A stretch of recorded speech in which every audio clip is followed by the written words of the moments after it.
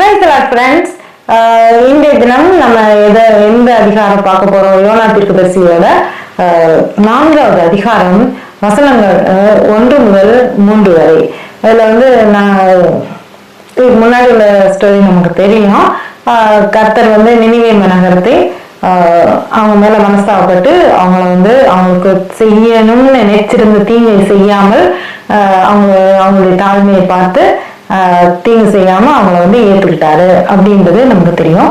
அது இந்த அதிகாரத்தோட முதல் வசனத்துல 3வது வசனம் வரைக்கும் யோனா தீர்க்கதரிசிக்கு தெரியுது.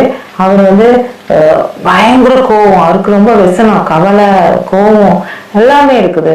ஏன்னா அவர் நமக்கு தெரியும், அவர் ஒரு தீர்க்கதரிசி. அவர் சொன்னது நடக்கணும், அதுதான் தீர்க்க தரிசனம் முதல்ல உள்ளது அப்படின்னு சொல்லுவாங்க. ஆனா அதையே நடக்காம போகுது அப்படின்றப்போ அவருக்கு ரொம்ப கோவம். அதுக்குதான் அவர் சொல்றாரு, நான் முதல்லயே சொன்னேன், இல்லை எங்க ஊர்லயே எனக்கு தெரியும் நீங்க இப்படிதான், அதனால நான் நினிவே நகரத்துக்கு எதிராக நான் தீர்க்க தரிசனம் சொல்ல மாட்டேன் அப்படின்னு சொல்லிட்டு தர்ஷீஸ்க்கு ஓடி போனேன். என்னை விட்டீங்களா?